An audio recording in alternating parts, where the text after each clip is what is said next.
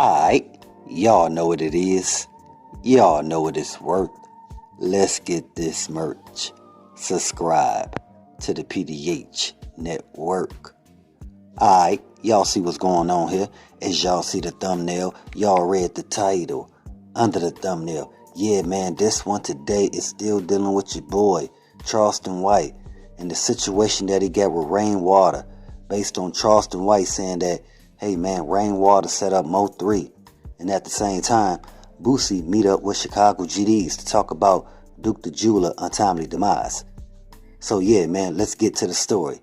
So yeah, your boy Charleston White still going on a rant with RainWater setting up Dallas rapper Mo3. At first, I agreed with RainWater with the whole Charleston White being extra till I overstood. What I overstood was RainWater mainly out here promoting Mo3 studio album. That's what he had been talking about in a bunch of interviews that he doing. So based on that, he talk about sending out a couple beats based on them putting a verse on Mo3 studio album. You understand? And this is what Charleston White talking about. So at first, Charleston White said, yeah, he was with RainWater promote Mo3 album. He said he's still with it, but he gonna do it on his own time.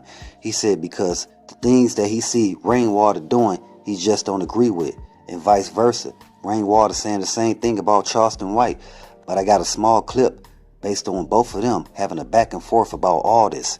And like I said, RainWater mainly out here promoting Mo3 studio album. RainWater had on ice for a period of time, meaning Mo3 had these songs before his untimely demise. Before we get into it, let's pay our respects and say rest in peace to Mo3, condolences to his family, and much love to all my folks in Dallas. Now here's the clip about what Charleston White had to say about RainWater, and also I got a clip on what RainWater said about Charleston White as well. Here y'all go. I'm coming back, coming out. RainWater texted me 2 days ago, 3 days ago, cause I won't talk to the nigga.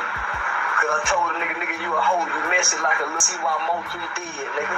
And I ain't talked to the nigga since. So the nigga hit me with Mo album coming out. So this nigga trying to do publicity stunts. Yeah, this nigga trying to do publicity stunts, homie. So all that calling me, see at first they wanted me to do a publicity. Remember I told y'all they wanted me to stay off the internet. Remember I told y'all they wanted me to stay off the internet? Cause they wanted to come with the murder change me event. Remember I told y'all that. They wanted me to stay off the internet for 30 days to September. So September 1st, they wanted me to stay off the internet to October 1st. Remember I told y'all that. Him and my public, so they wanted to play like I said, nah, man, I ain't doing all that. We ain't got to do all that. So Rain ain't got nothing going on. He can't promote Mo album no more. He can't buy no buses. He can't get no billboards. So this is the way of him trying to promote the album. And I promote, so I'm gonna help promote the album. Yeah, that's why I'm doing this. Nigga, helping promote the album, but telling the truth on it. So I'm helping Rain mama now, not Rain, Mo3 mama with the album sale, but they spoke that nigga at the same time. Like Lil Mel.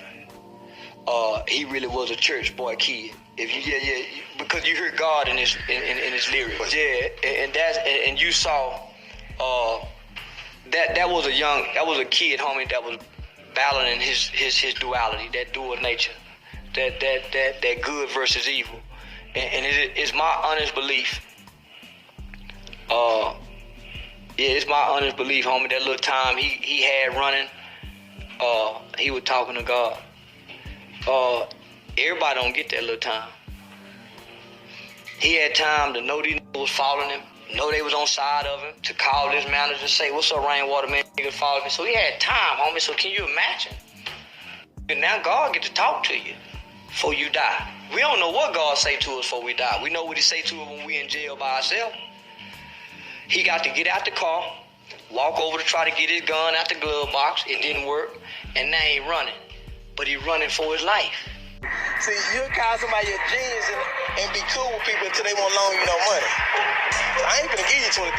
So you gonna turn on me if you want to. But let me tell you where it is. Bro, you stay with your mama. Like you stay in the house with your mother. That's why you wake up and go work out in your partner garage because you have nowhere else to go. You out acting like you looking for a job. You stay with your mama. You're not getting no money at all.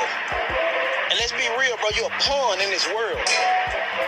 You jump from, and all you do is a pawn. You have no direction in life. Like, just straight up. Like, you keep going to jail.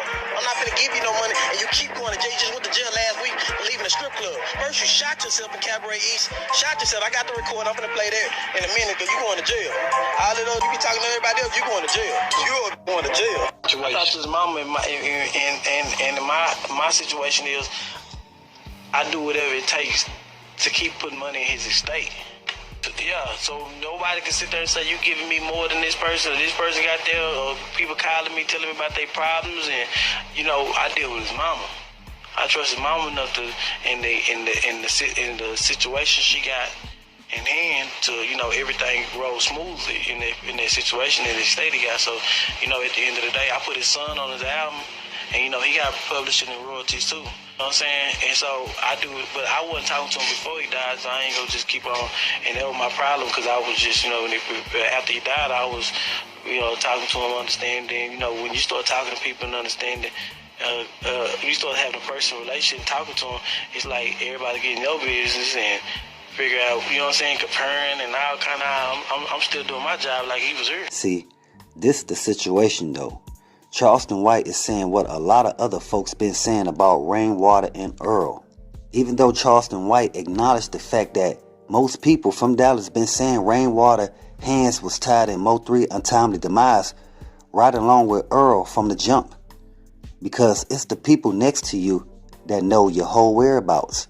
People really want to know what's the end goal to all this back and forth between Charleston White, or just Charleston White having a back and forth with whoever on social media, pertaining to guys and their affiliates in the rap industry. Now, I believe Charleston White is saying what we all know and understand, and that's watch the ones close to you. No matter family or friend, business, associates, or lover, it don't matter. The game is lethal. We see examples such as what happened to Young Dolph, Mo3, Nip, all good dudes, right?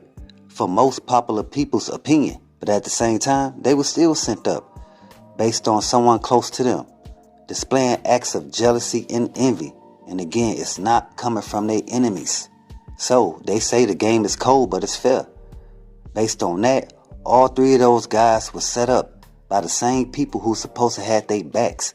Ain't that some And even though we hear all the time similar to what RainWater stated, that he looking out for Mo3 family, I would beg to differ. They families, including Young Dolph and Nip, would rather have them here over any money or attention any day. And that's real talk. And that's what Charleston White is speaking on when he says their names, when he says Hermes, when he says Adolph Thornton. You understand? Like, he's saying these guys' real names so y'all can connect that, hey man, they just weren't rappers.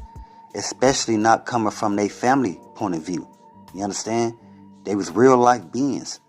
And at the same time, even though we know they had family, they still looked out for the community. And these the people that we supposed to look out for. But they end up getting sent up. And that's the whole thing behind Charleston White going on rants. We don't wholly agree on everything anybody does. So even though I don't fully agree with the method on how Charleston White is doing it, he doing it the best way he see fit, that'll catch people's attention, and it's happening. And Boosie meeting up with Chicago GDs and Duke the Jeweler family to talk about the whole situation. Hopefully they could get some understanding. You know what I mean? I've been telling y'all from the beginning, they've been wanting to have a one-on-one with Boosie to really see from his mouth what happened. Because like I stated, man, it's best to hear this conversation one-on-one in front of somebody's face. You understand? To feel their body language. Let's pay our respects and say rest in peace to Duke the Jeweler, condolences to his family, and much love to all my folks in Chicago, man. But at the same time, like I stated, man, there's a lot of people in Chicago that has a lot of love and support for Duke, and they want answers. You understand? They have a lot of questions, and they want answers. So that's the reason why, at this time, they directing it to Boosie, because he was the first one to come out with the whole story that Duke the Jeweler was sent up. He got to speak on what he know, or if he don't know, he got to point those folks in the right direction to the people who supposedly got something to do with Duke the Jeweler untimely demise. Hey, but we got more story. Y'all feel me? But as always, y'all know what it is. Y'all know what it's worth. Let's get this merch. Subscribe to the PDH Network.